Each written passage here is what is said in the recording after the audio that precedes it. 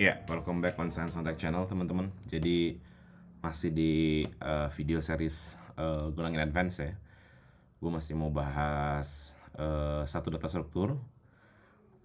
Kalau kemarin sebelumnya kita udah belajar Q ya, jadi bisa pakai implementasi standar Q atau circular buffer ya. Nah, sekarang kita akan masuk ke data struktur berikutnya ya, yaitu stack, teman-teman. Jadi perbedaan mendasar antara queue dengan stack gitu ya, yaitu di cara masuk dan keluarnya data. Kalau di queue itu kan antrian ya, FIFO ya, first in first out. Nah kalau di stack itu LIFO, last in first out. Nah kalau bayangannya gini teman-teman, simpelnya queue itu kan sebuah antrian ya, jadi yang pertama masuk ya berarti pertama kali keluar. Nah kalau LIFO itu atau stack itu seperti ketika teman-teman masukin baju ke keranjang cucian gitu ya, keranjang cucian gitu kan, bawahnya tertutup tuh ya.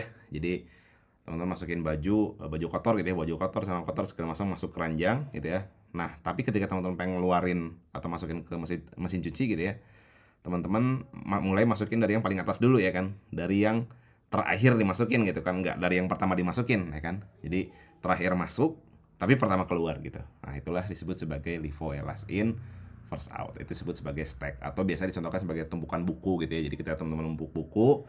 Nah buku yang biasa ditarik adalah yang paling atas ya kan. Padahal yang pertama kali ditumpuk yang paling bawah kan. Jadi tumpuk yang paling atas apa namanya dipakai gitu ya, diambil gitu. Nah sebenarnya lebih cocok kalau yang keranjangnya bawahnya tertutup gitu ya. Jadi teman-teman dipaksa untuk ambil dari yang atas gitu. Oke, kita langsung contoh implementasinya. Package main, terus func main, bikin type-nya ya, type stack, struct, sama ini array gitu ya. Array tipe apa aja sebenarnya, ini gue biar simple pakai integer aja. Terus ada length, terus ada capacity, jangan lupa ya. Kita bikin konstruktornya teman-teman, berarti func new stack, jangan lupa ada parameter capacity-nya, return sebuah stack ya. Terus return address dari new stack, array-nya kita make sesuai dengan capacity, length-nya by init 0, cap-nya adalah capacity. Oke, kita bikin seperti biasa ya, tiga metode paling mendasar di data strukturnya ya. Itu data struktur stack ya. Jadi kita akan bikin push, pop, sama print. Oke, func as stack push val in. Nah kebetulan karena gue pakai array in ya, maka value yang akan dimasukin adalah in juga ya kan. Oke, jangan lupa ada validasi dulu ya. Jadi apakah stack yang kita gunakan ini sudah penuh atau belum. Jadi if s.length sama dengan capacity-nya gitu ya, berarti udah penuh, jadi return gitu ya. Dalam hal ini biar enak kayaknya kasih print aja ya biar kelihatan ya.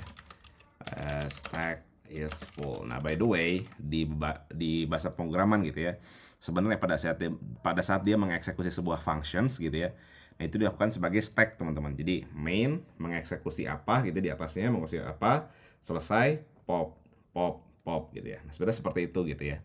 Nah ada kejadian di mana stack-nya tuh udah nggak muat gitu ya, memori stack-nya udah nggak muat untuk mengeksekusi functions, terutama di bagian rekursif biasanya ya. Jadi pada saat teman-teman punya functions yang rekursif, itu setiap kali functions-nya dipanggil di dalam rekursif itu gitu, itu menambah jumlah stack-nya teman-teman. Nah pada saat jumlah stack-nya tidak dapat memenuhi gitu ya, jadi functions-nya terlalu banyak gitu ya, ternyata terlalu banyak sampai keluar dari batas stack yang dibutuhkan. Nah makanya ada istilah stack overflow ya. Jadi ketika kondisi stack itu penuh disebut sebagai stack overflow. Jadi penuh terus pengen dimasukin lagi overflow gitu ya. Makanya biasanya disebut sebagai stack overflow.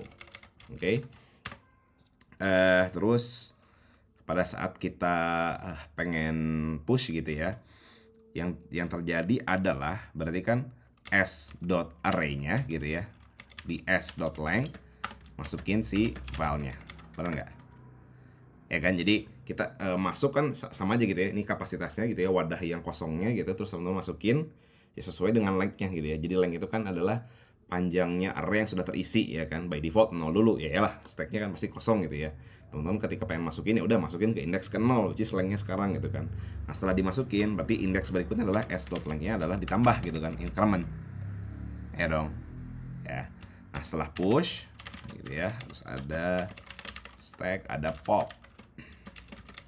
Jadi kita juga lakukan validasi if s.length sama 0, artinya kosong gitu ya. Berarti println gitu ya, stack is empty. Oke, return. Nah, jangan lupa kalau stack kita harus ngeluarin dari indeks ke length-nya karena dia yang terakhir masuk ya kan. Berarti pop, jadi kita ambil dulu dari s.array ke s.length min 1, ingat. Karena kan length itu kan array yang indeks yang siap diisi nantinya gitu kan.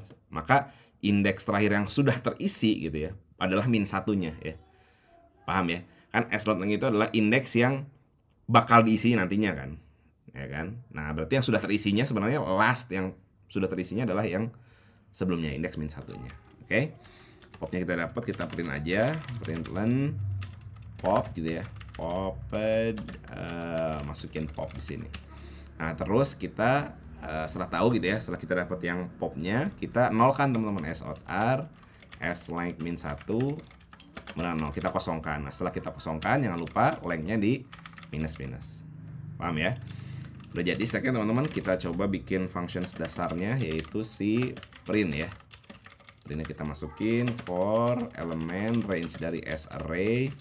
Kita coba println aja ya, println element. Oke, data struktur stack udah jadi, kita cobain teman-teman. S new stack, capacity-nya kita masukin 5 aja dulu ya. S push 1, S push 2, S push 3, S push 4 ya kan. Terus S push 5. Oke, terus kita print teman-teman. Print. Harusnya seperti array biasa. Oke, 1 2 3 4 5. Nah, ini teman-teman kalau kita push lagi, ini kan capacity-nya 5 ya kan. Kalau kita push lagi harusnya overflow ya kan. S.push 6 berarti harusnya ini overflow nih. Ya, tuh. Stack overflow ya, pada saat nge-push 6 stack overflow. Terus pada saat kita print di bawahnya gitu ya, 1 2 3 4 5, 6 nya nggak masuk karena dia kapasitas stacknya udah penuh ya, nggak bisa dimasukin lagi. Oke, nah kalau kita pop dulu teman-teman, s.pop ya, berarti harusnya ada tulisan pop dulu di sini gitu ya. Oke, ada tulisan pop dulu, popnya harusnya adalah si 5. Ingat, LIFO, last in first out, ini stack ya. Jadi seperti tumpukan buku, seperti tumpukan cucian kotor tadi gitu ya, di keranjang baju kotor gitu ya. Jadi masukin dulu, nah ketika teman-teman pengen ngeluarin harus yang paling atas gitu ya, yang terakhir dimasukin gitu kan. Berarti yang terakhir dimasukin adalah 5 ya kan, berarti 5 harus keluar duluan. Oke, terus kita coba jalanin. Nah lihat, pop 5 sesuai ya. Terus 5-nya jadi kosong ya kan, 5 jadi kosong, terus kita push lagi 6, terus kita print, berarti hasilnya 1 2 3 4 6. Nah, kalau di bawahnya kita pop lagi teman-teman, berarti yang keluar harusnya adalah 6. Exactly. Nah, lihat 1 2 3 4. Hasilnya 0 karena udah di pop ya si 6-nya, lihat. Popped 6. Kalau kita pop lagi gitu ya. Pop terus S pop lagi gitu ya. Berarti harusnya 3 dan 4 keluar sekarang ya. Tuh. 4 dan 3 keluar. Dan ini sesuai urutan ya, tuh. Paham ya? Jadi 1 2 3 4 5 masuk, terus 5 keluar, terus tadi dimasukin 6 gitu ya. Terus di pop lagi 6 keluar, terus 4 3. Oke. Nah, kalau 3-3-nya ini gue eksekusi lagi ya, si popnya ini gue eksekusi lagi, berarti yang terjadi adalah betul 0 5 kali. Nah, S pop terakhir gitu ya, dot pop terakhir ini mengeluarkan ini stack is empty. Yalah karena udah kosong gitu ya, apalagi yang mau di pop gitu kan.